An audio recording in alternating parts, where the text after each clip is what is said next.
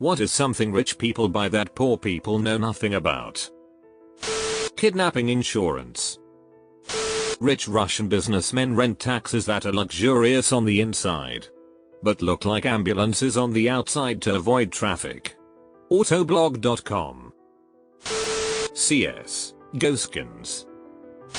Fake love. Yes men.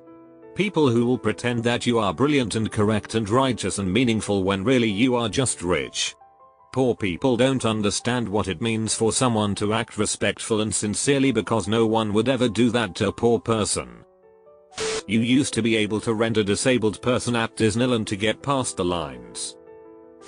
Growing up in the 80s and 90s as a kid, all I remember is that if someone ever owned a refrigerator that had an electric ice maker and served water, I would assume they were rich. The same was said about families with kids that owned Power Wheels or had a cell phone in their car. How times have changed. My sister used to work at a very expensive hotel in London. She told me that new clients would check in and then once they left the room the staff would go in and inventory everything they brought with them and where they put it and how with the help of staff they set the room up. They do this so the next time the client schedules a room, the staff can run out and buy everything on the list so the client doesn't have to have any luggage and everything is set up how they like it. They have thousands of clients and she showed me pictures of room layouts and lists of clothing, watches, and other things that are always set up the same for the same client. Crazy stuff. Welcome back MR. 6. We have purchased a dead prostitute and placed it under the bed just like we know you prefer. This is embarrassing. But until last year, I am now 24, it did not occur to me that people could file their own taxes and not use an accountant. Or rather, John, the family accountant. Edit. Forgot to tell you about John. My dad's rich but he doesn't spend much and we've lived a middle class life even though we could be living a much lavish life. No complaints at all though.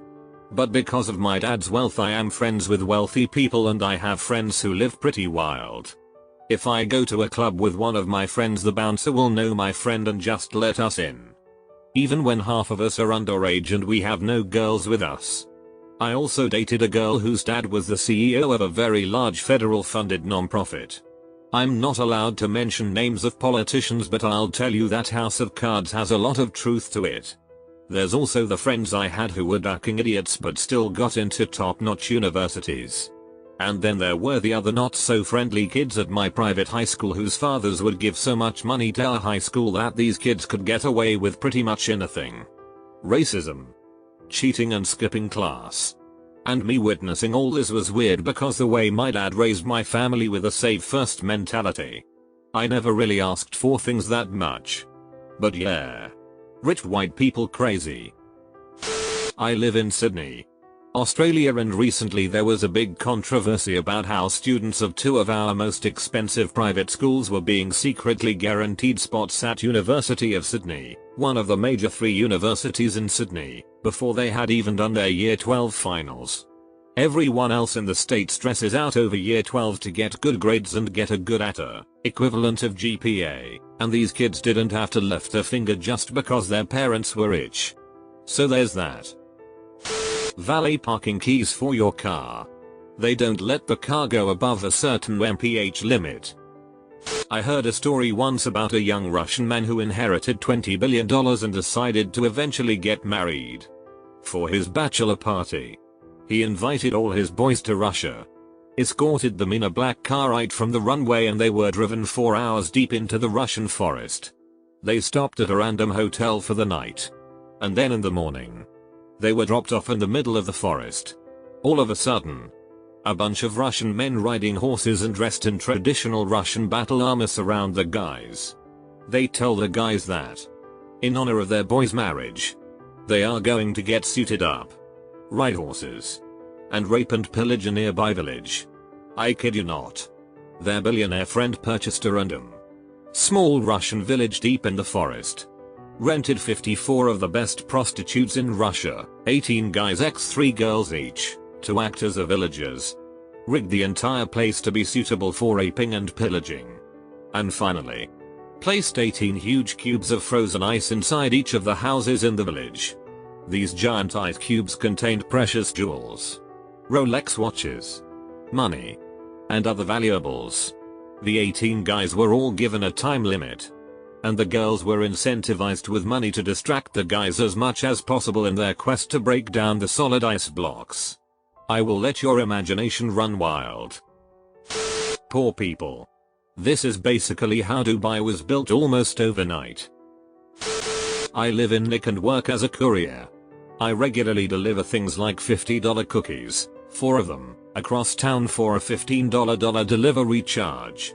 $65 for 4 cookies. Then I must go through the service entrance under the building as I am not allowed in the regular halls. Upon arriving I hand the cookies to the servant who answers the door that is in an elevator that opens onto the kitchen usually. I have delivered a $35 bagel. The new thing is cold pressed juices. Daily I will drop an $80 order for 4 juices plus delivery cost. So pushing a $100 for some juice. The apartment's overlooking Central Park. It's crazy.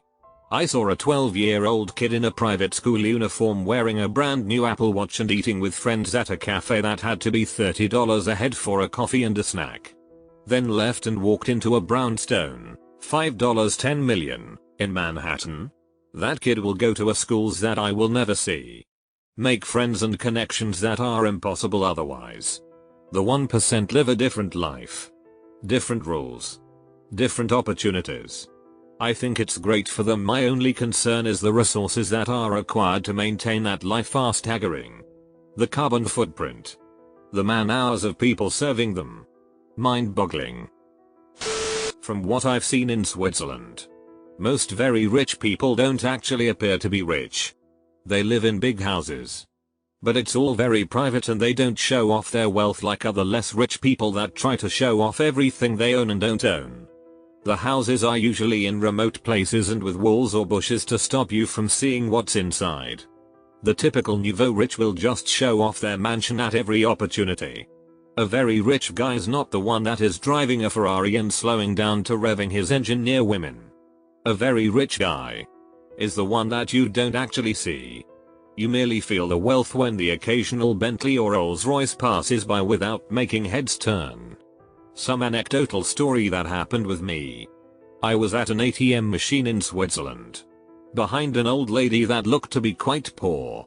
When it was my turn to use the machine, I noticed that she didn't remove her card and I could still check how much money she had in her bank account and even withdraw money. She had around 8 million Swiss francs. And yes, I called her and told her that she forgot to remove her card. A lot of people have multiple cars, but rich people have cars specifically for the weekend. During the week you drive your average S-Class Lexus/7 Series that you don't mind subjecting to cruel traffic. But from Thursday to Sunday you drive your weekend car. These fall on 3 spectrums: antiques, sports cars, or luxury cars. I don't know much about the antiques, but I love going for drives in the area on Fridays just to look at the Rolls-Royce Phantoms and Lambus. Lambus Ferraris are usually driven by younger rich people, Arabs and athletes, and are seen at night usually racing. The luxury cars are the old people. Maseratis are not weekend cars. They're work cars. And every Saturday morning there's a car show in our town. Also banks. If you're rich, you usually are a preferred customer at multiple big name banks. They know you by name and know your family, and you can give upper level management personal calls for help. The services of people like me. Want to buy a house in Monaco for £20 million but your bank won't fund it due to cross-border restrictions? Don't worry. I'll have it turned around in a few weeks. Have remittance issues but still want to acquire assets in the UK? I'll structure your whole deal to minimize the use of clean capital. Nothing mind-blowing. Really. Hunting licenses that let you shoot exotic game. Stuff like rhino or lion or elephant. You can basically buy university spots if your family donates enough cash to the university. Some family members who did really poorly into high school were let into prestigious schools and programs. I benefited from that too. Honestly. My grades were very good, 85% AVG. But I was still just under the minimum average and I had no real extracurriculars.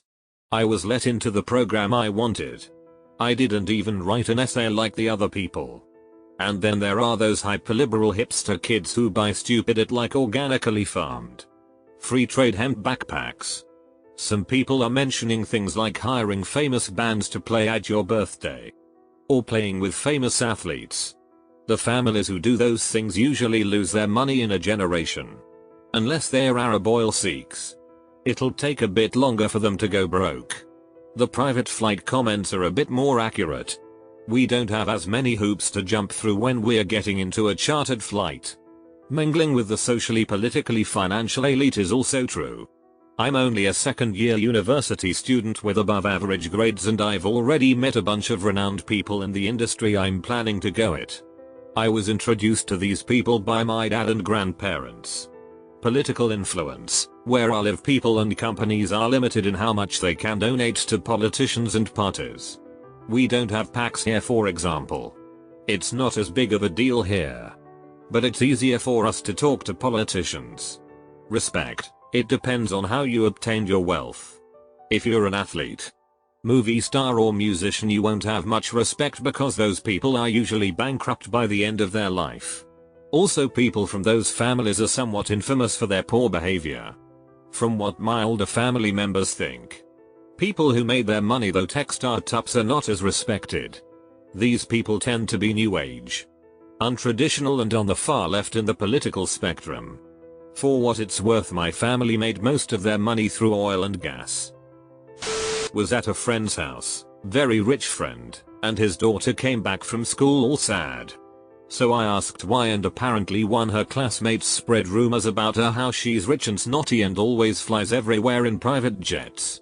She started to cry and said, I don't always fly in private jets, sometimes I have to ride first class.